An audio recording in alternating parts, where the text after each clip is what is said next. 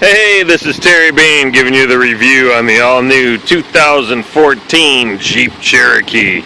You know, for starters, a lot of people don't like the front end of this. I get that.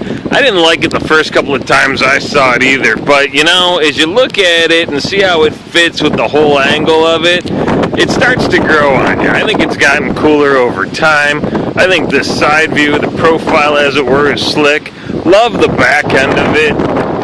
It's just got a nice feel to it. It's really comfortable to drive.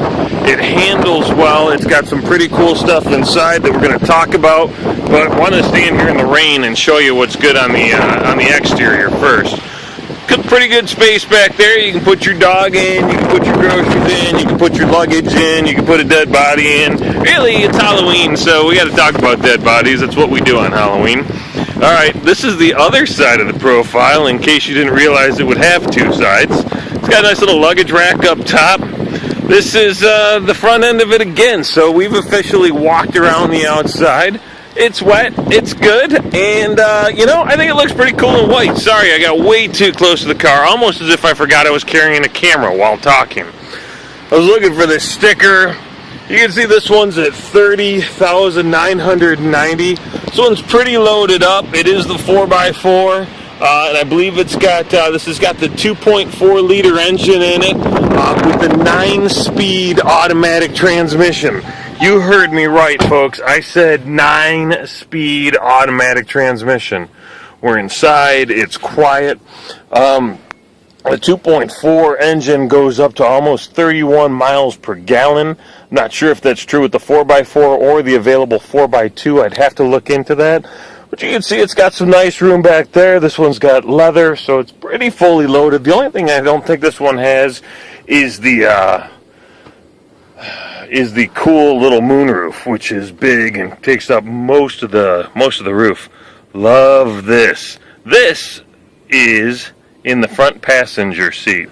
Little storage. You can hide stuff in there. My favorite part of this is this headrest. You see how it leans forward? This is an actual headrest, like one where you could rest your head. Pretty comfortable when you're driving and going long distances. The Uconnect system that they have on these vehicles is fantastic. You can see you've got your radio. You can stream music directly from your phone over your Bluetooth. You can control your heated seat, your heated steering wheel, your passenger's heated seat. You can also do all your climate stuff up here, so whether you want to air condition yourself or you want to warm yourself up, both of those things are there.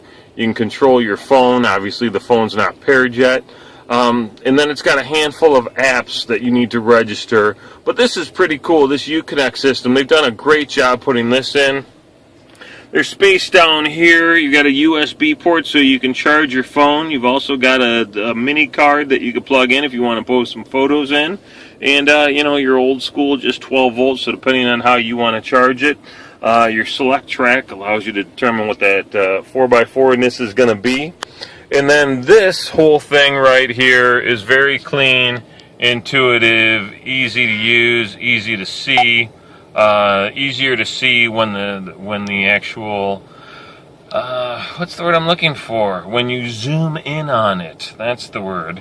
So I'm not going very fast because I'm filming, and that would be bad. Lots of steering wheel controls here. You can answer calls, you can drop calls, you can tell your phone to make a call.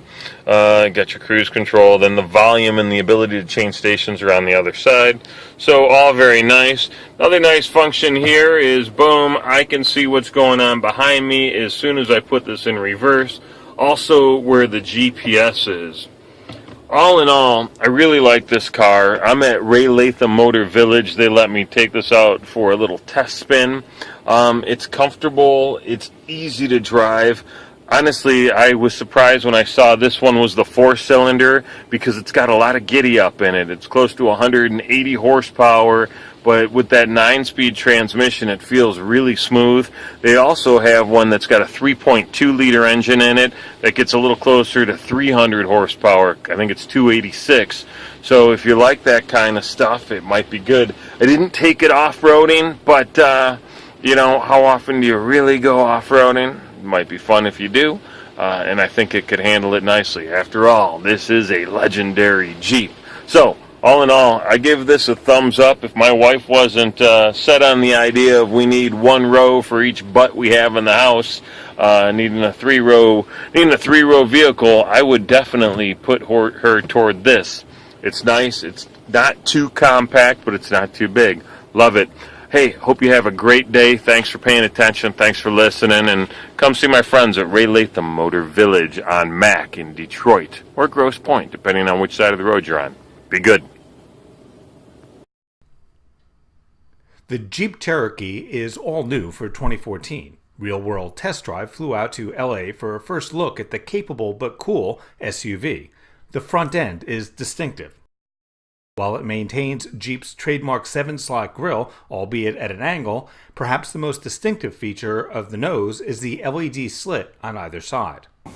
This is a 2014 Jeep Cherokee, and this is the Trailhawk model. So this is the purpose-built four-wheel drive off-road model that we made for the new Cherokee.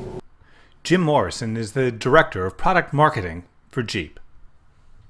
The chassis is so confident and smooth, you can actually use this as a daily driver. The new look of the Cherokee will probably be polarizing for Jeep's loyal fan base. They will probably either hate it or love it. But judging from the reaction we got while driving through the hills above Malibu, everyone will be curious about it. Seeing the vehicle in the real world and seeing it going and running on the highway with the cool LED daytime running lights, like, it really does have a different personality, and that's okay, you know. And having some controversy, that's okay too, because, you know, we're Jeep and there's so much passion surrounding us, and we pay so much attention to our owners to make sure that, you know, we do what they want us to do. But it's, you know, it's certainly been a lot of discussion. Jim insists that the Trailhawk edition, which is basically the off-road model with the bright red tow hooks to haul your buddy's vehicle out of the ditch, is not a poser. You know, I think really that the coolest thing about this vehicle is that we're about ready to do what we're going to do, and a vehicle that looks this good, has an interior that could be a luxury car, and gets 31 miles per gallon. I reached down, I turned a select speed control on, and with the select speed control, now I can take my foot off of the gas and the brake, and it will control the vehicle. Look at that. Even though we're only on two wheels right now, it still controls the vehicle, and it's going to drive it out. The Cherokee is smaller than the Grand Cherokee. It takes the place in the Jeep lineup that used to be occupied by the Liberty. It starts out easy on the budget. You know, I think the reason customers should drive this new vehicle is because it's a great no-compromise Jeep.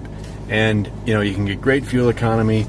It's a great value. Starts at $22,995, so it's easy on your pocketbook. But depending upon how many electronic bells and computerized whistles you want, the price can climb north towards 40 grand.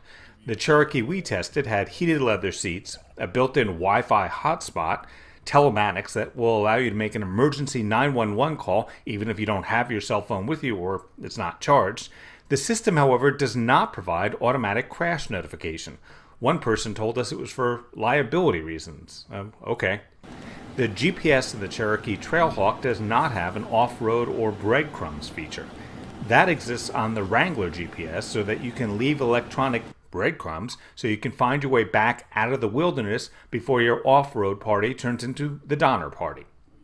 For those who became apoplectic when I suggested that the Wrangler Unlimited Rubicon be offered with a backup camera since it already had a nav screen, move closer to your computer. The 2014 Cherokee has 2 self-park modes. It will cruise you into a parallel parking spot, but it will also back you into a parking spot automatically.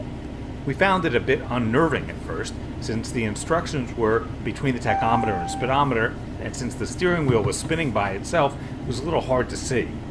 It might be better on future models that they split the nav screen so that one side is the rear view monitor and the other side gives you the instructions such as shift to drive, shift to reverse, etc.